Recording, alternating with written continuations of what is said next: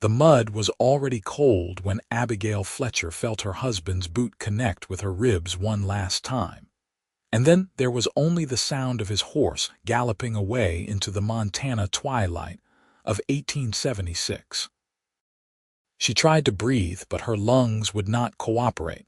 Tried to move, but her body had decided it was done listening to her commands.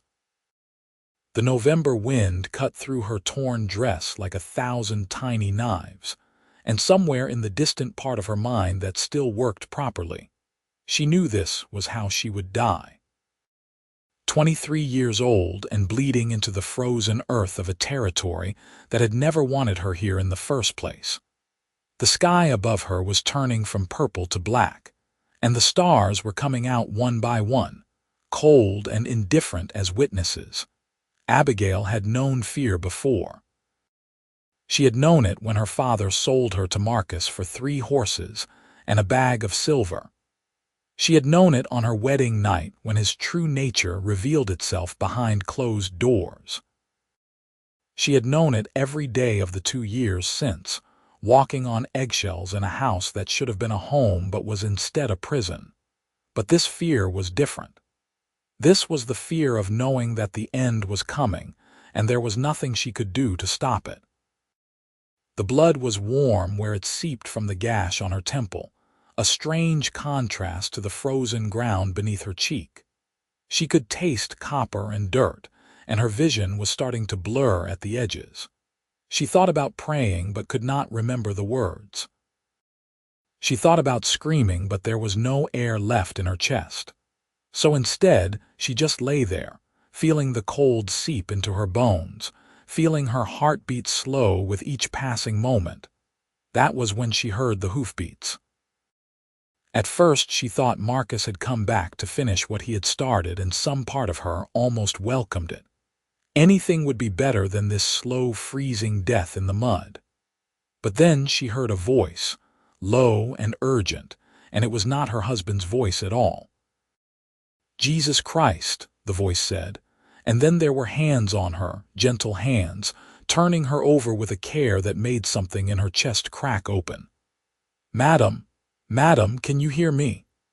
Abigail tried to open her eyes but could only manage a flutter of eyelashes. The face above her swam in and out of focus. A man, young, with dark hair falling across his forehead and eyes that were somehow both hard and soft at the same time. He was saying something else, but the words would not stick in her mind, sliding away like water through her fingers. Then she was being lifted, and the movement sent a spike of pain through her ribs that made her gasp. The sound that came out of her was barely human, and she felt shame even in this moment, even as she was dying. "I have got you," the man said, his voice steady despite the urgency in his movements. "I have got you. Stay with me now." She wanted to tell him it was too late, that she was already gone, but her lips would not form the words. Instead, she felt herself being settled onto a horse, felt the man climb up behind her, felt his arm come around her waist to hold her in place. The warmth of his body against her back was shocking after the cold of the ground, and she found herself leaning into it without meaning to. The ride that followed was a blur of pain and darkness and brief flashes of awareness. She felt the horse beneath them moving fast but smooth, felt the man's heartbeat against her shoulder blade, felt the wind on her face. Sometimes she surfaced enough to hear him talking to her, low and constant, telling her to hold on, telling her she was going to be all right, telling her his name was James Garrett and he was not going to let her die out here. She wanted to believe him. God, how she wanted to believe him. When they finally stopped, she was only dimly aware of being carried again, of a door opening, of lamplight and warmth. There were other voices now, a woman's voice sharp with concern, asking questions Abigail could not focus on well enough to understand. She was laid down on something soft, softer than anything she had felt in years, and then there were hands on her again, but different hands now, a woman's hands, efficient and knowing. "Get me hot water and clean cloths." the woman was saying. "And fetch Doc Morrison if he is sober enough to stand." "He rode out to the Parker place this morning," James said from somewhere above her. "Might not be back until tomorrow." "Then we do this ourselves," the woman said. "Lord knows I have patched up enough cowboys in my time. James, I need you to hold her still while I clean these wounds." "This is going to hurt." It did hurt. It hurt worse than anything Abigail had ever felt, worse than Marcus's fists, worse than his boots, worse than the cold ground. She heard herself making sounds she did not recognize, animal sounds of pain and fear, and she felt strong hands holding her shoulders down, keeping her from thrashing. "I am sorry," James kept saying, his voice tight. "I am so sorry. Just a little longer, you are doing so good."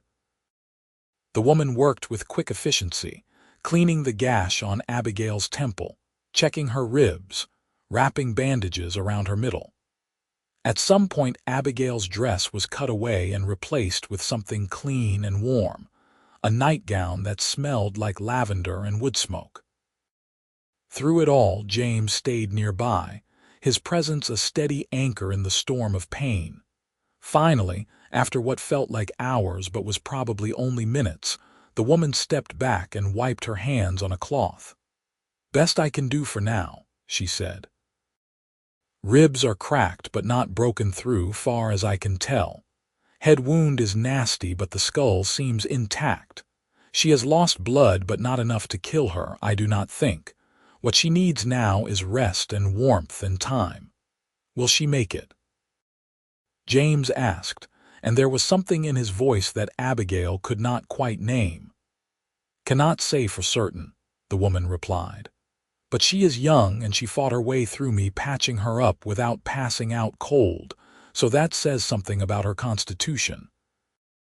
We will know more come morning." Morning seemed impossibly far away. Abigail felt herself drifting again, sliding away from the pain and the light and the voices. But before she went under completely, she felt a hand close around hers, warm and calloused and steady. "Stay," James said softly, so softly she almost did not hear it. "Please stay." So she did. When Abigail woke, the first thing she noticed was that she was not cold. The second thing she noticed was that she was not in pain, or at least not in as much pain as she had been. The third thing she noticed was that there was sunlight coming through a window, bright and warm, and she could hear birds singing outside. For a moment she thought she might be dead after all, that this might be whatever came after. But then she tried to sit up, and the spike of agony in her ribs told her she was very much alive. She gasped and fell back against the pillows, breathing hard, waiting for the pain to subside to something manageable. "Easy now," a voice said, and she turned her head to see James Garrett rising from a chair beside the bed. He looked tired, like he had not slept, and there was dried blood on his shirt. Her blood, she realized. "You have been out for near about 14 hours. How do you feel?" Abigail tried to speak, but her throat was dry as dust. James seemed to understand because he reached for a cup on the bedside table and helped her drink, his hand supporting the back of her head with a gentleness that made her want to cry. "Thank you," she managed when she could speak again. Her voice came out rough and broken. "You saved my life." "Just happened to be riding through at the right time," James said, setting the cup down. He did not quite meet her eyes. "Or wrong time, depending on how you look at it. Who did this to you?" Abigail felt her whole body tense at the question. She looked away from him, toward the window, toward the sunlight that suddenly seemed too bright. "It does not matter." "It matters," James said, and now there was steel in his voice. "Someone left you for dead out there, that matters." "My husband," Abigail heard herself say, and the words felt like stones in her mouth. "Marcus Fletcher. He said I was useless, said I could not even give him a son, said I was not worth the horses my father traded for me. He has been getting worse, drinking more, and last night I spoke back to him when I should have kept quiet. So he beat me and dragged me out there and left me. She expected judgment, expected blame, expected to be told it was her own fault for provoking him. That was what her father had always said, what Marcus had always said, what she had come to believe about herself. But James just sat there, his jaw tight, his hands clenched into fists on his knees. "Where is he now?" James asked finally. "I do not know," Abigail said. "Probably back at our homestead, 10 miles east of here. Probably already spinning some story about how I ran off or got taken by Indians or fell in a river." "Probably," James agreed, and something dangerous flickered in his eyes. "But he is going to learn different." "No," Abigail said quickly, trying to sit up again and failing. "No, you cannot confront him. He will kill you. He has killed men before back in Kansas, though it never got proved. Please just let it be. Let it be." James repeated, and now he did look at her, really look at her, and the intensity of his gaze made something flutter in her chest. "Madam, I mean no disrespect, but that man tried to murder you, left you in the mud to freeze to death. I cannot just let that be." "You have to," Abigail said, and her voice broke. "Because if you go after him, he will kill you, and I will have that on my conscience along with everything else. Please, I am begging you." James stared at her for a long moment, then let out a long breath and scrubbed his hand over his face. "All right," he said finally. "All right, I will not go after him, but you are not going back to him either. You understand? You are staying here until you are healed, and then we will figure out what comes next. Here." Abigail looked around the room properly for the first time. It was small but clean, with whitewashed walls and simple furniture and lace curtains at the window. "Where is here?" "The Granger Ranch," James said. 5 miles outside of Hangtown, California, though we are close enough to the Nevada border that it hardly matters. Mrs. Sarah Granger owns the place. She is the one who patched you up last night. I work here, have for the past 3 years since I came west." "A ranch hand," Abigail said, trying to place him in the hierarchy of the world she knew. "Foreman, actually," James said, and there was a hint of pride in his voice. "Started as a hand, worked my way up. Mrs. Granger is good people. Lost her husband 5 years back and has been running this place on her own since. She will not turn you out, I promise you that." "Why?"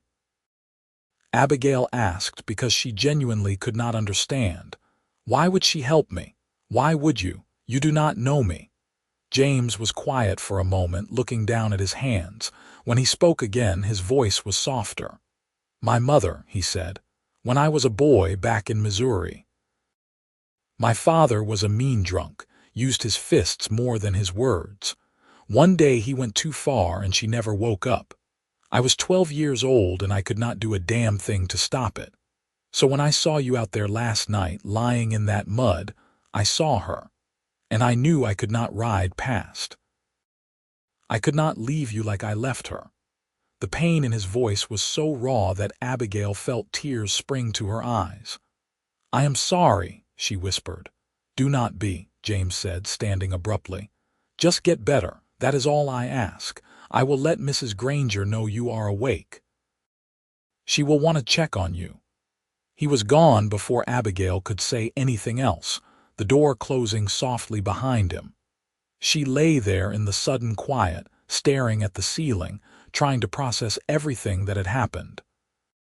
Yesterday morning she had woken up in her own bed, in the house Marcus had built with his own hands, and she had been his wife, for better or worse.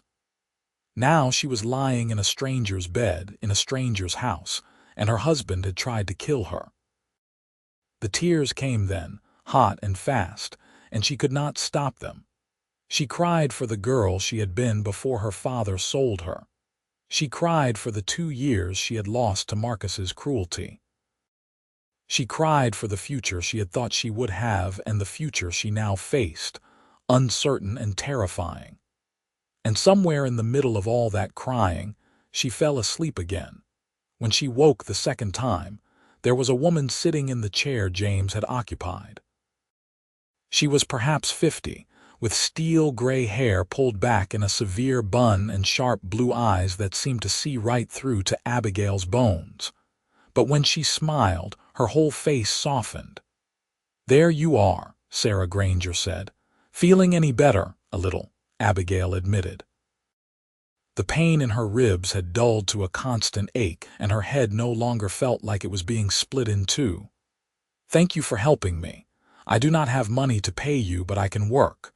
Once I am healed, I can work to pay off the debt." Sarah waved a hand dismissively. "There is no debt, child. You think I would charge a woman for saving her life? What kind of monster would that make me?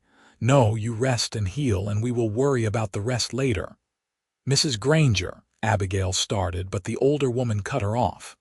"Sarah," she said firmly. "Just Sarah." "And you are Abigail, James tells me. Pretty name." "Thank you," Abigail said, not sure what else to say. Sarah stood and moved to the window, looking out at something Abigail could not see. "James told me what happened," she said after a moment. "About your husband. I will not ask you to talk about it if you do not want to, but I want you to know that you are safe here. As long as you need a place to stay, you have one. That is a promise."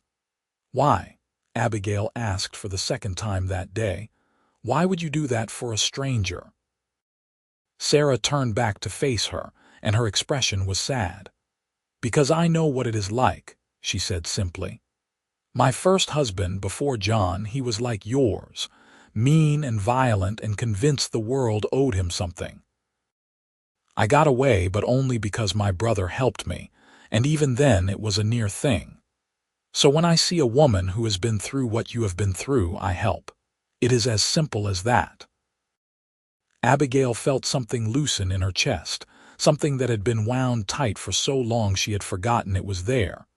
"Thank you," she said, and meant it with every fiber of her being. "You are welcome," Sarah said. "Now I have got some broth warming on the stove. Let us get some food in you and see if we cannot get you back on your feet." The days that followed fell into a strange sort of rhythm. Abigail would wake with the sun, her body protesting every movement, and Sarah would bring her breakfast and check her wounds. The older woman had a no-nonsense way about her that Abigail found oddly comforting. She did not pry, did not ask questions Abigail was not ready to answer, just tended to her needs and talked about the ranch and the weather and anything else that was safe. James came to visit every evening after the day's work was done. At first the visits were brief and awkward, both of them unsure what to say to each other. But gradually they grew longer, more comfortable. James would sit in the chair by her bed and tell her about his day, about the horses he was training and the fence that needed mending and the mountain lion that had been spotted near the north pasture. Abigail found herself looking forward to these visits with an eagerness that surprised her. There was something about James that put her at ease. Maybe it was the way he never tried to touch her without asking first, never crowded her space, never raised his voice. Maybe it was the way he listened when she talked, really listened, like her words mattered. Or maybe it was just that he had saved her life, and some part of her would always be grateful for that. On the fourth day, Abigail was able to sit up without wanting to scream. On the fifth day, she could walk to the window with Sarah's help. On the sixth day, she made it all the way to the kitchen and sat at the table while Sarah cooked dinner. The house was bigger than she had realized, a sprawling ranch house with wide plank floors and exposed beams, and a warmth that had nothing to do with the fire in the hearth. That evening, James came in from work to find her at the table, and the smile that spread across his face made Abigail's heart do something strange in her chest. "Look at you," he said, hanging his hat on a peg by the door. "Up and about. How do you feel?" "Like I got trampled by a horse," Abigail admitted, "but better than I did." "That is good," James said, and there was genuine relief in his voice. He poured himself a cup of coffee from the pot on the stove and joined her at the table. "Sarah has been saying you are healing up quick. Says you are tougher than you look." "Years of practice," Abigail said before she could stop herself, and then wished she could take the words back. But James just nodded like he understood, and maybe he did. They ate dinner together that night, the three of them around the kitchen table. It was simple food, beans and cornbread and salt pork, but it was the best meal Abigail had eaten in longer than she could remember. Not because of the food itself, but because of the company, the easy conversation, the lack of tension or fear. She had forgotten that meals could be like this, pleasant and peaceful. After dinner, Sarah excused herself to bed, claiming exhaustion, though Abigail suspected she was just giving them privacy. James helped Abigail back to her room, his hand under her elbow, steady and sure. At the door, she turned to thank him and found him closer than she expected, close enough that she could see the flecks of gold in his brown eyes. "I am glad you are getting better," James said softly. "I was worried. That first night I was not sure you would make it." "I would not have," Abigail said. "If not for you, I would be dead in that field right now."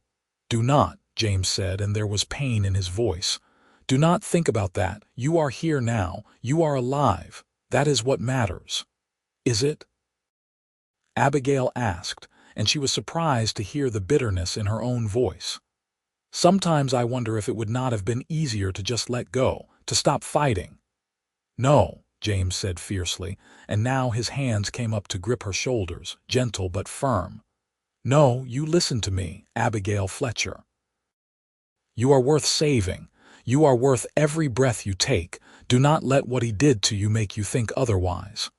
Abigail felt tears spring to her eyes. "You do not know me," she whispered. "You do not know what I have done, what I have let happen." "I know enough," James said. "I know you are brave and strong, and you survived something that would have broken most people. That is all I need to know." The tears spilled over then, and before she knew what was happening, James pulled her into his arms, careful of her ribs, and just held her while she cried. It was the first time anyone had held her with kindness in so long that she had forgotten what it felt like. She buried her face in his shoulder and let the grief pour out of her, all the fear and pain and shame she had been holding inside. When she finally quieted, James pulled back just enough to look at her. "Better?" he asked. "A little," Abigail admitted. "I am sorry. I did not mean to fall apart on you." "You do not have to apologize," James said. "Not for that, not for anything." He left her at her door with a good night that felt weighted with things unsaid. Abigail lay in bed for a long time afterward, staring at the ceiling, trying to understand what was happening inside her chest. It felt like something was waking up, something she had thought Marcus had killed. It felt dangerous and terrifying and wonderful all at once. The next morning, Abigail woke to the sound of raised voices outside. She got out of bed slowly, her ribs protesting, and made her way to the window. What she saw made her blood run cold. Marcus was in the yard, sitting on his horse, talking to Sarah. Even from a distance, Abigail could see the tension in his posture, could hear the anger in his voice, though she could not make out the words.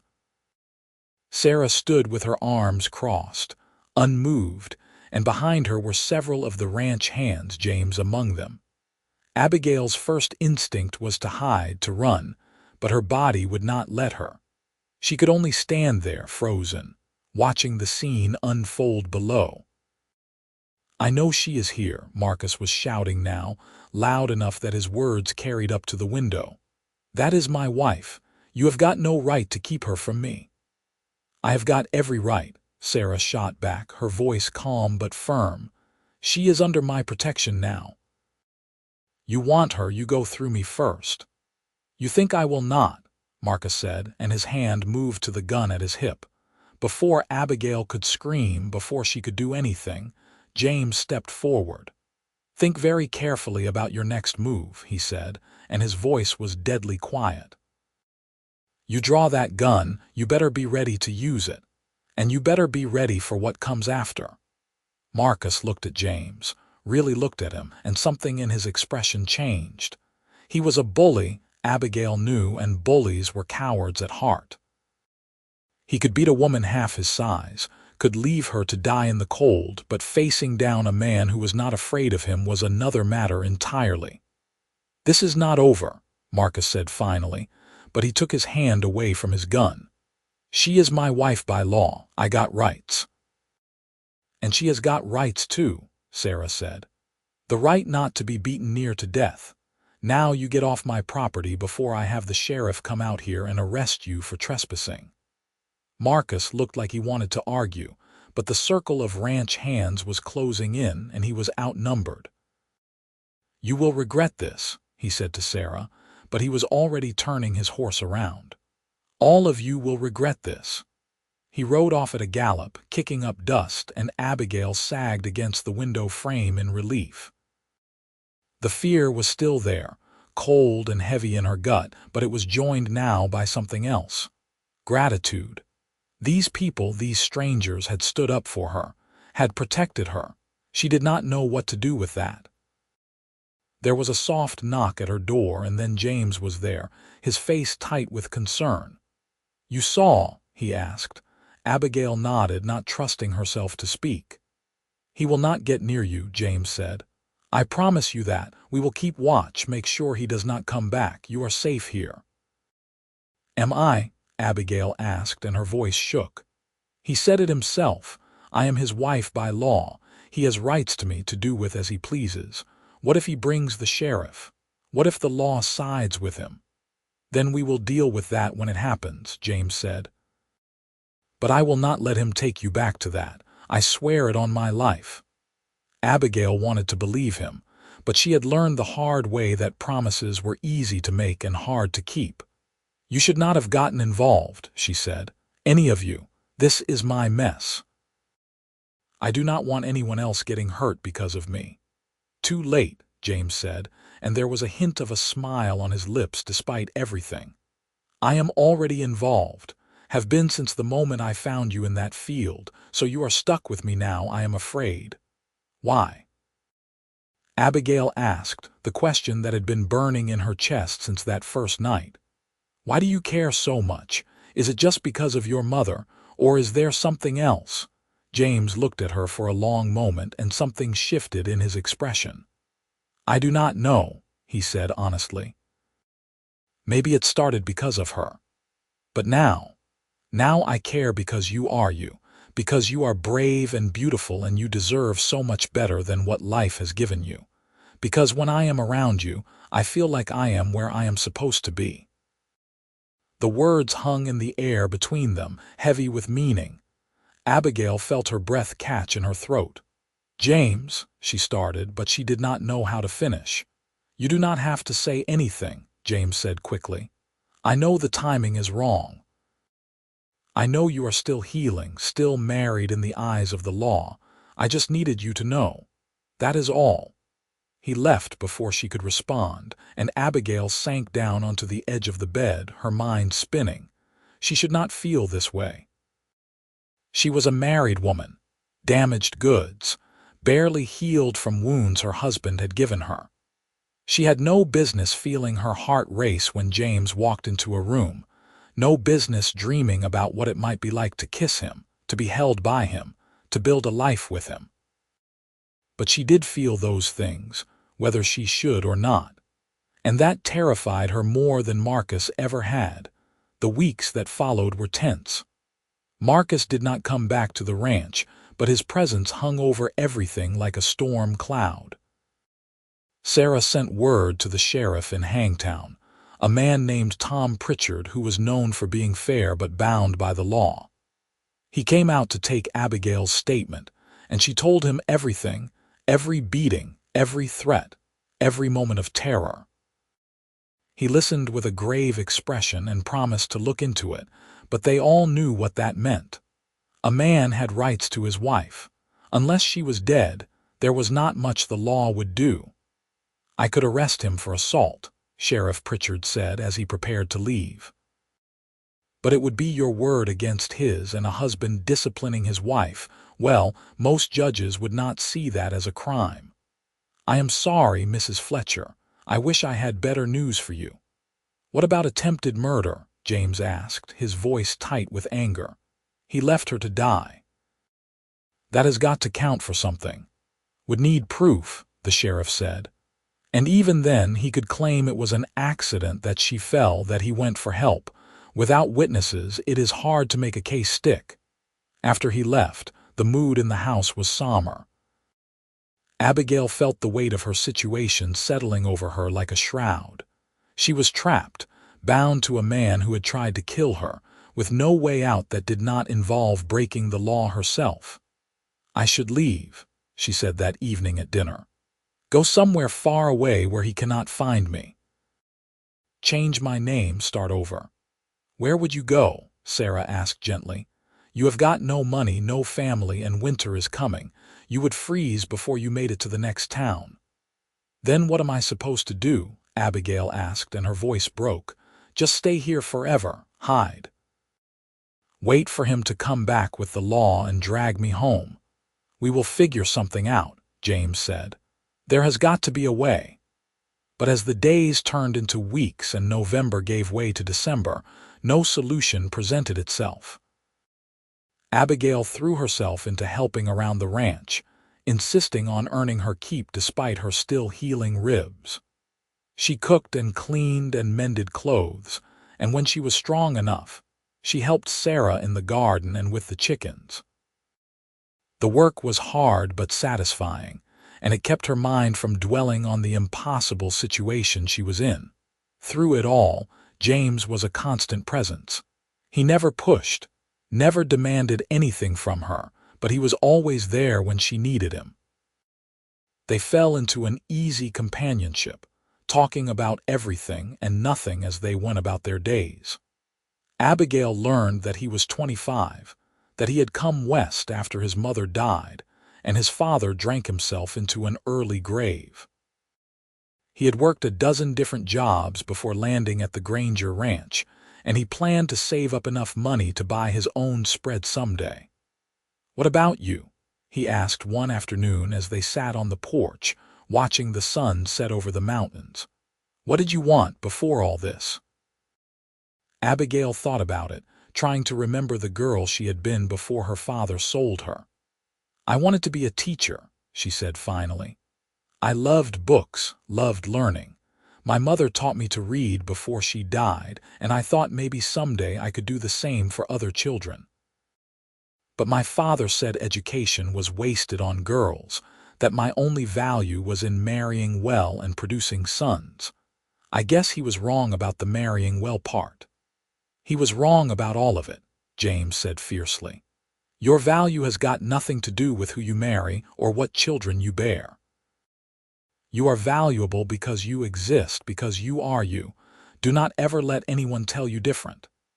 Abigail felt warmth spread through her chest at his words. You are a good man, James Garrett, she said softly. I am just a man, James said, but I am trying to be a good one, especially for you. The moment stretched between them, charged with electricity, and Abigail found herself leaning closer without meaning to. James's eyes dropped to her lips and then back up to her eyes, a question in his gaze. She should pull back. She should remember that she was married, that this was wrong, that nothing good could come of it. But she did not pull back. Instead, she closed the distance and kissed him. It was soft and tentative, nothing like the brutal kisses Marcus had forced on her. James's lips were warm and gentle, and he let her set the pace, let her control the moment. When she pulled back, her heart was racing and her face was flushed. I am sorry, she said immediately. I should not have done that. I am married. This is wrong. No, James said, his hand coming up to cup her cheek. No, this is the first thing that has felt right in a long time, but only if you want it, only if this is what you want. I do not know what I want, Abigail admitted. I am so confused. I know I should not feel this way about you. I know it is too soon, that I am still broken from what Marcus did. But when I am with you, I feel like maybe I could be whole again someday. Does that make sense? Perfect sense, James said. And you are not broken, Abigail, you are healing. That is different.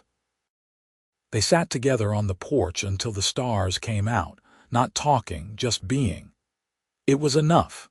The first snow came in mid-December, blanketing the ranch in white. Abigail stood at the kitchen window, watching it fall, and felt a chill that had nothing to do with the temperature. A year ago she had loved the snow, had thought it was beautiful. Now all she could think about was how close she had come to dying in the cold.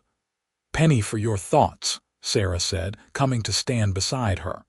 "Just thinking about that night," Abigail admitted. How different things could have been if James had not come along when he did. "But he did," Sarah said firmly. "And you are here now, alive and safe. That is what matters." "Am I safe, though?" Abigail asked.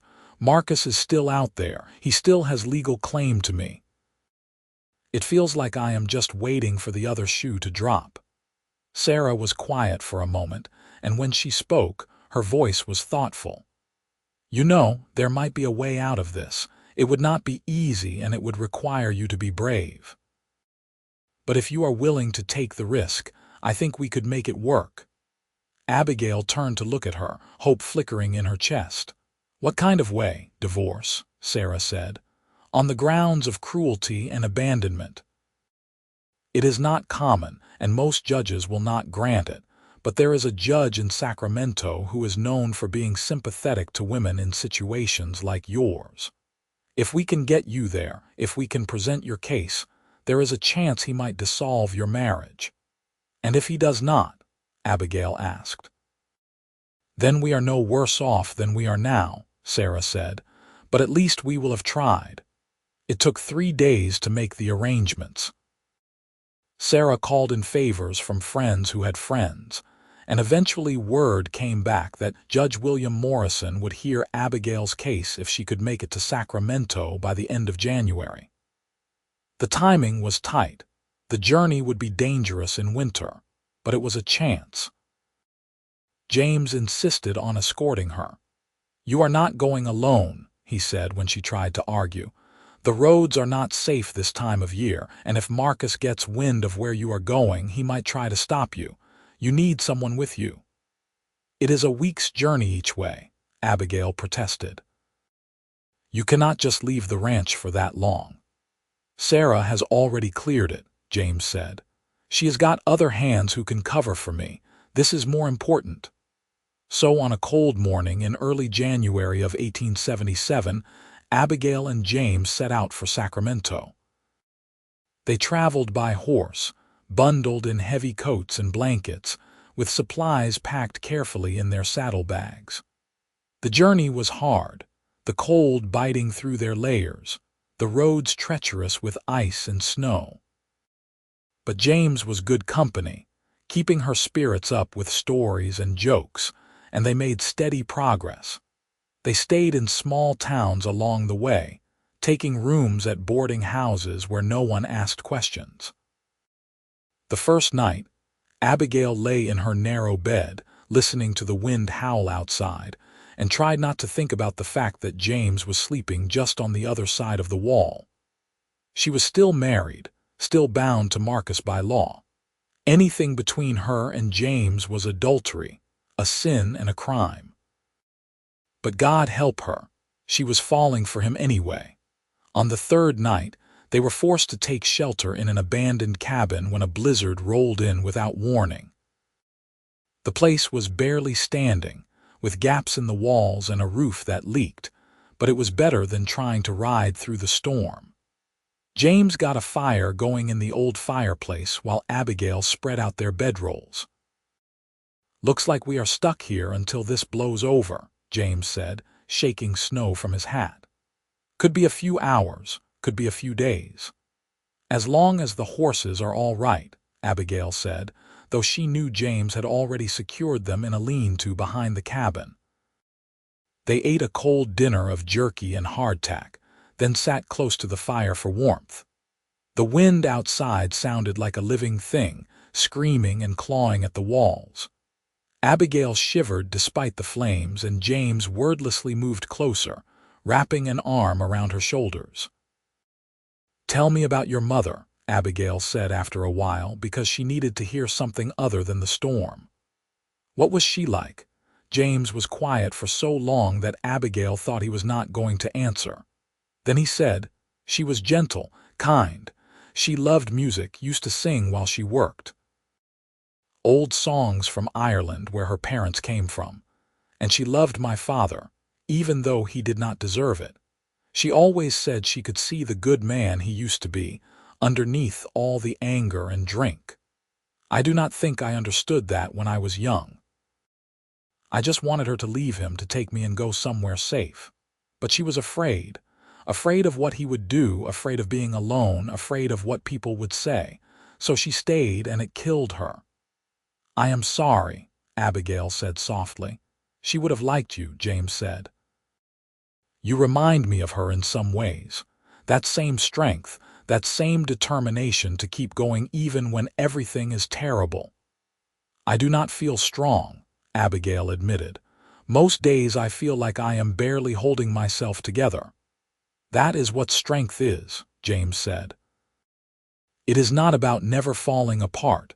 It is about putting yourself back together afterward." Abigail turned to look at him, and in the firelight his face was all planes and shadows, beautiful and familiar. "James," she said, and then stopped, because she did not know how to put into words what she was feeling. "I know," James said, and his hand came up to cup her face. "I know." This time when they kissed, it was not tentative. It was desperate and hungry, two people who had been alone for too long finding solace in each other. Abigail knew it was wrong, knew she should stop, but she could not bring herself to care. In that moment, with the storm raging outside and the fire crackling beside them, nothing else mattered except the feeling of James's hands on her body, his lips on her skin. They made love on the hard floor of that abandoned cabin, with only their bedrolls beneath them and the firelight dancing on the walls. It was nothing like the cold, painful encounters Abigail had endured with Marcus.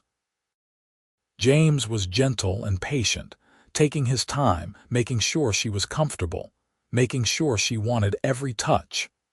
When it was over, Abigail lay in his arms and cried, but they were not tears of sadness. They were tears of release, of finally understanding what it meant to be with someone who cared about her pleasure, her comfort, her happiness. "Are you all right?" James asked, his voice rough with concern. "Yes," Abigail said, and she meant it. "Yes, I am more than all right. That was beautiful." "You are beautiful." James laughed softly and pressed a kiss to her forehead. "I think that is my line."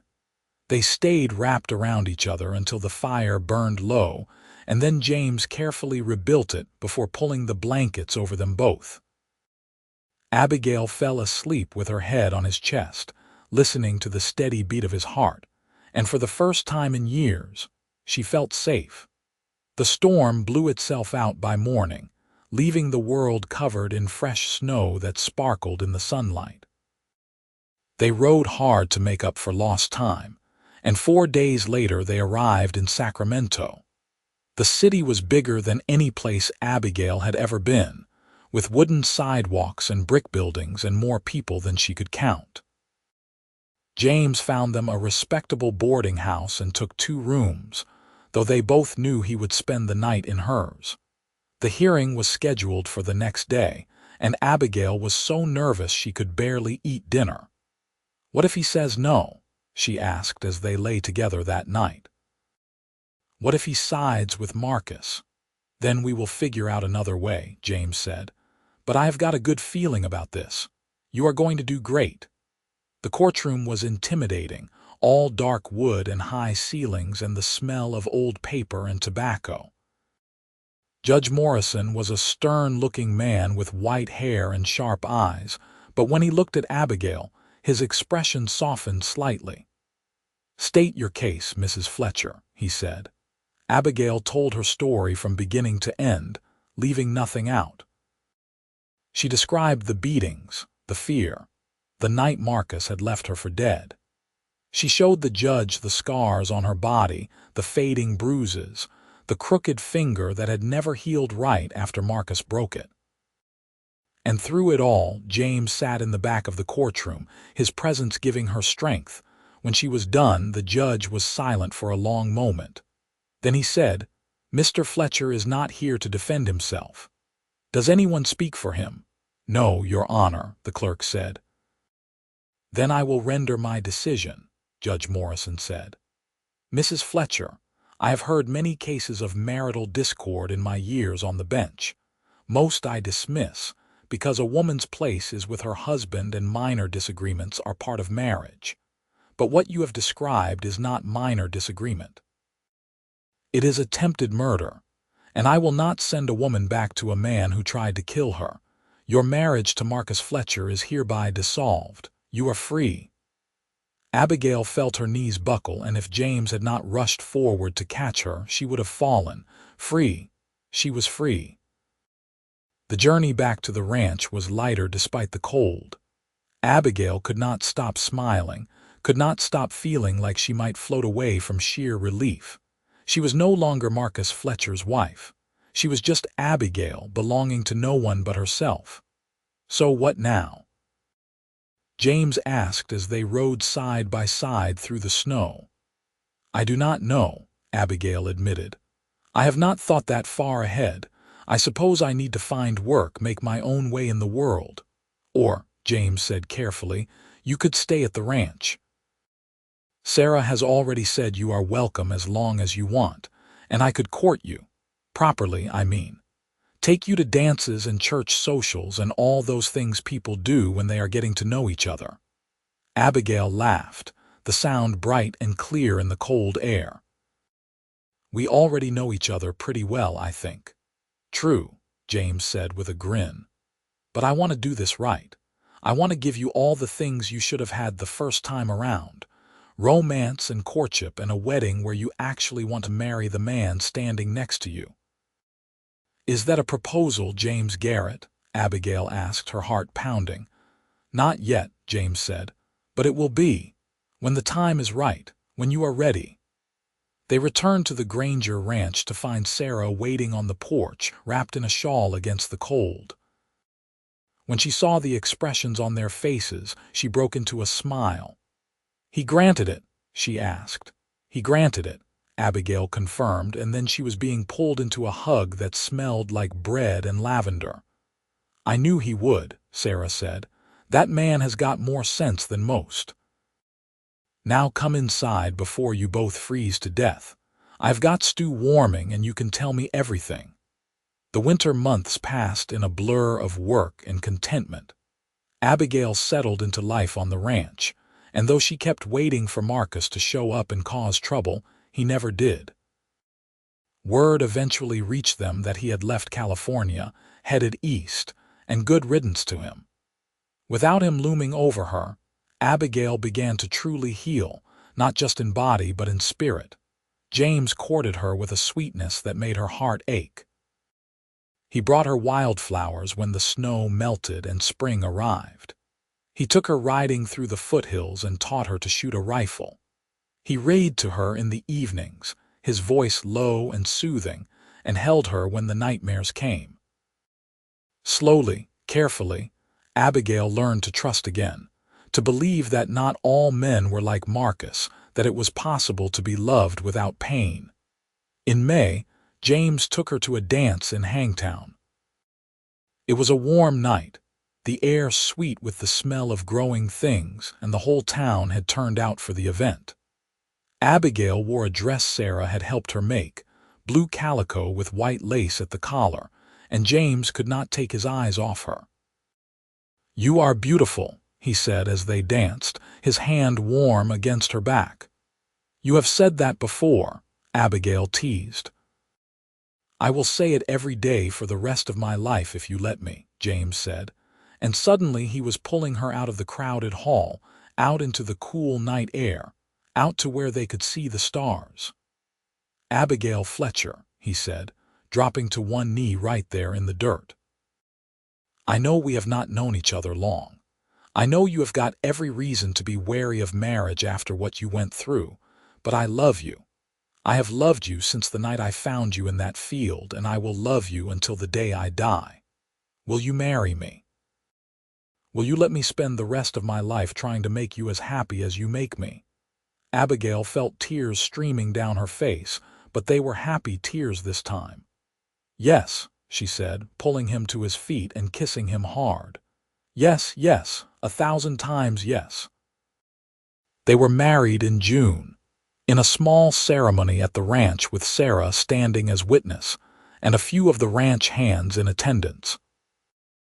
Abigail wore white, not because she was entitled to it by the standards of the day, but because James insisted, because he said she deserved to have the wedding she wanted. The local minister performed the ceremony, and when James kissed her as his wife, Abigail felt like her heart might burst from joy. Sarah gave them the use of a small cabin on the far edge of the ranch property, a place of their own where they could build their life together. It was modest but cozy, with a stone fireplace and windows that looked out over the mountains. James carried Abigail over the threshold, both of them laughing, and they spent their wedding night tangled together in the big bed James had built with his own hands. I cannot believe this is real, Abigail said later, lying with her head on James's chest. I keep thinking I am going to wake up and find it was all a dream. It is real, James said, his fingers tracing idle patterns on her back. We are real. This is our life now, and it is going to be a good one. I promise you that. The years that followed proved him right. James continued working as foreman for Sarah, and Abigail took over managing the household and the ranch's books, discovering she had a head for numbers. They were not rich, but they were comfortable, and more importantly, they were happy. In the spring of 1878, Abigail discovered she was pregnant. She was terrified at first, remembering Marcus's rage over her inability to conceive during their marriage, but James was thrilled. He fussed over her constantly, refusing to let her do anything strenuous, driving her mad with his overprotectiveness, until she finally had to sit him down and explain that pregnant women had been working for thousands of years, and she was not about to break. Their son was born in November, a squalling, red-faced boy they named John after Sarah's late husband. James cried when he held his son for the first time, and Abigail fell in love all over again watching him cradle the baby like he was made of glass. He is perfect, James said, his voice thick with emotion. You are perfect. How did I get so lucky? We both got lucky, Abigail said, reaching out to touch her husband's face. We found each other when we needed it most. John was followed by a daughter 2 years later, whom they named Mary after James's mother. And 2 years after that came another son, Samuel. The cabin got crowded, so James built an addition, and then another, until it was a proper house with rooms for everyone and a porch where they could sit in the evenings and watch the children play. Sarah remained a constant presence in their lives, more family than friend, and when she passed peacefully in her sleep in 1885, she left the ranch to James and Abigail. It was a responsibility they took seriously, working together to keep the place running, to build something they could pass down to their children. Abigail never forgot where she had come from, never forgot the girl who had lain bleeding in the mud, waiting to die. But she did not let that memory define her. Instead, she used it as a reminder of how far she had come, of how much she had overcome. She taught her children to be strong and kind, to stand up for those who could not stand up for themselves, to never take love for granted. On cold November nights, when the wind howled around the house and the fire crackled in the hearth, James would pull Abigail close and hold her tight. "Do you ever think about that night?" he would ask. "Sometimes," Abigail would admit, but not with fear anymore. I think about how it led me to you, how the worst thing that ever happened to me ended up being the best thing because it brought me here. I think about it too, James would say. I think about how close I came to losing you before I even knew you. It terrifies me. But you did not lose me, Abigail would remind him. You saved me, and I saved you right back. That is what we do, we save each other. As the years went by, James and Abigail grew old together, their hair turning gray, their bodies slowing down, but their love never wavering.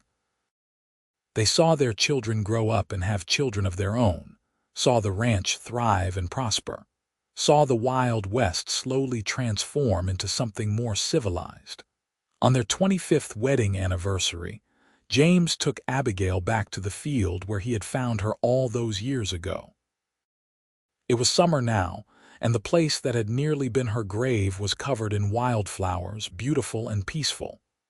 I wanted you to see this, James said, his hand clasped in hers. I wanted you to see what grows here now, life instead of death, beauty instead of pain. Abigail stood among the flowers, her face turned up to the sun, and felt tears prick her eyes. Thank you, she whispered, for everything, for saving my life, for loving me, for giving me a family and a home and a reason to keep going. No, James said, pulling her into his arms. Thank you. You made me believe in second chances. You made me believe that even the darkest nights can lead to the brightest days. They stood there together for a long time, two people who had found each other in the darkness and built a life in the light. Around them, the flowers swayed in the breeze, and the mountains stood eternal against the sky, and somewhere a meadowlark sang its sweet song. Years later, when they were very old, James and Abigail would sit on their porch in the evenings, surrounded by grandchildren and great-grandchildren, and tell the story of how they met. The children would listen with wide eyes, gasping at the scary parts and sighing at the romantic parts, and Abigail would watch James tell the tale and feel her heart swell with love. And that, James would always say at the end, is how your grandmother and I fell in love. In the mud and the cold and the darkness we found each other, and we never let go. Never, Abigail would agree, squeezing his hand. Not for a single day. Their final years were peaceful ones. The ranch continued to prosper under the management of their eldest son John, who had inherited his father's way with horses and his mother's head for business. Mary became a teacher, fulfilling the dream Abigail had once had for herself, and Samuel took over as foreman, learning the land and the work with the same dedication James had shown. James passed first, on a warm September morning in 1903, with Abigail holding his hand and their children gathered around. He had been sick for months, his heart failing, but he had held on with stubborn determination until he could no longer fight. I love you, were his last words, spoken so softly only Abigail could hear them. Always have, always will. I love you too, Abigail whispered back, pressing a kiss to his weathered hand. Thank you for finding me, thank you for everything. She felt his hand go slack in hers, felt his last breath leave his body, and knew he was gone. The grief was overwhelming, a physical pain in her chest, but underneath it was gratitude. Gratitude for the 26 years they had shared, for the life they had built, for the love that had sustained them both. Abigail lived for 3 more years without him, kept going by her children and grandchildren, and the memory of the man who had saved her life and taught her what love really meant. She remained sharp until the end, still managing the ranch's books, still telling stories, still finding joy in the simple pleasures of life. On the anniversary of the night James had found her, Abigail asked her grandson to take her to the flower field. She was 80 now, bent with age, but her eyes were still bright as she stood among the wildflowers. This is where it all began, she told the boy, who was named James after his grandfather. "This is where I was given a second chance at life, and I took it. I grabbed onto it with both hands and I held on tight. Do not ever forget that, my dear boy.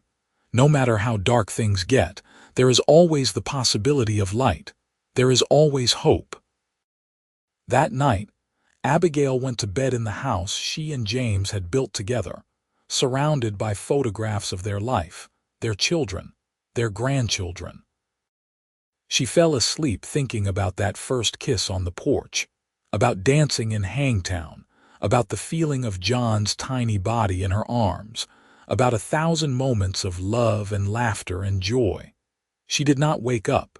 At her funeral, the whole town turned out to pay their respects.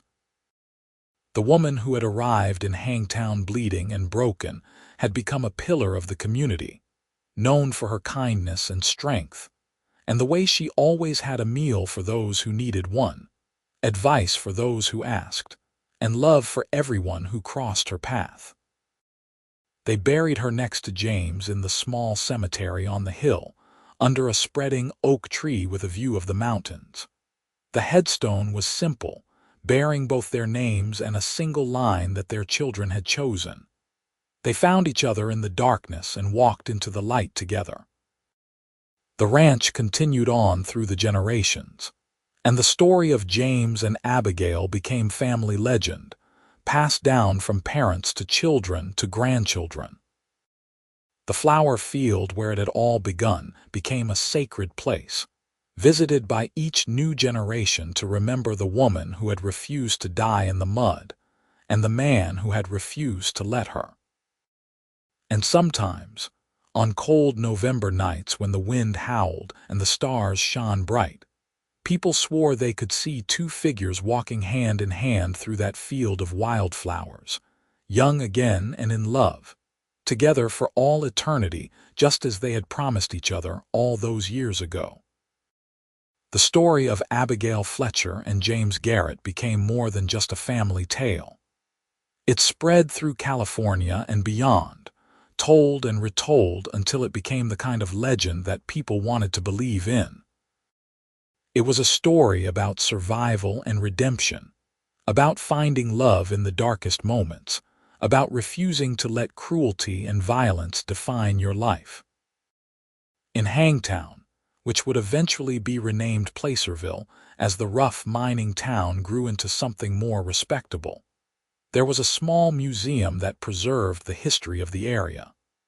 Among the exhibits of gold mining equipment and pioneer artifacts was a display dedicated to James and Abigail. It featured the dress she wore on their wedding day, carefully preserved, and James's worn saddle, the one he had been riding that fateful night. There were photographs, too, taken in the later years of their lives, showing a couple whose deep love for each other was evident in every glance, every touch. The Garrett Ranch itself became a landmark, known for producing some of the finest horses in California. Each generation added to the legacy, building on the foundation James and Abigail had established. The house where they had raised their children stood for more than 100 years, weathering storms and earthquakes and the inevitable march of time, before finally being rebuilt by their great-great-grandchildren who kept the original floor plan and preserved as much of the original structure as possible. The field of wildflowers was protected, never plowed or developed, maintained as a memorial to that night in 1876, when two lives intersected and changed forever. Every year on the anniversary, the family would gather there for a picnic, telling the story to the youngest members who heard it for the first time, reminding the older ones of where they came from and what they represented. But beyond the physical legacy, beyond the land and the buildings and the artifacts, what really endured was the lesson of their story. That even in the darkest moments when death seems certain and hope feels impossible, there can be salvation. That love is not always gentle or easy, but sometimes rises from pain and trauma to become something transcendent. That second chances are real and worth fighting for. Abigail had entered that cold November night as one woman and emerged from it as another, transformed by near death and genuine love in equal measure. She had learned that she was stronger than she knew, braver than she believed, and worthy of a love that did not hurt. James had learned that saving one person could save yourself too, that opening your heart despite fear was the most courageous thing a person could do. Together, they had built something beautiful from the ruins of Abigail's first marriage, something that lasted not just for their lifetime but for generations after. They had proved that the sins of the past did not have to define the future, that it was possible to start over, to heal, to love again. Their great-great-great-granddaughter, a woman named Abigail Grace Garrett in honor of her ancestor, grew up hearing the story so many times she could recite it by heart. When she was 23, the same age Abigail had been on that terrible night, she made a pilgrimage to the flower field with her own copy of the family history she had spent years compiling. Standing among the wildflowers, with the wind in her hair and the mountains rising in the distance, she thought about the woman whose name she shared. She thought about the courage it must have taken to keep going after what Marcus had done, to trust again after such betrayal, to open her heart to James when every instinct must have screamed at her to protect herself. "Thank you," Abigail Grace whispered to the wind, to the flowers, to the memory of ancestors she had never met but who had shaped her life in ways she was only beginning to understand. "Thank you for surviving. Thank you for being brave. Thank you for loving him and letting him love you. Thank you for all of it." The wind whispered through the grass and flowers, and for just a moment, Abigail Grace could have sworn she felt a hand on her shoulder, gentle and reassuring.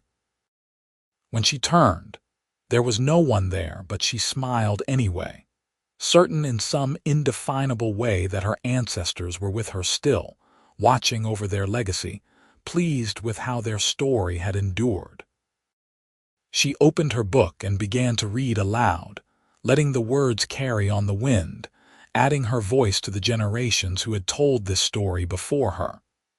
It was a story worth telling, worth preserving, worth passing down. It was a story of darkness and light, of death and rebirth, of a love that conquered everything thrown against it. It was the story of how her husband left her bleeding in the mud, how the cowboy found her before the cold took her life away, and how that moment Chinese letter, and grace had echoed down through time, touching lives and giving hope to anyone who heard it. It was a reminder that no matter how bad things got, no matter how dark the night, there was always the possibility of morning, always the chance that a stranger might ride out of the darkness and change everything. And in the end, that was what mattered most.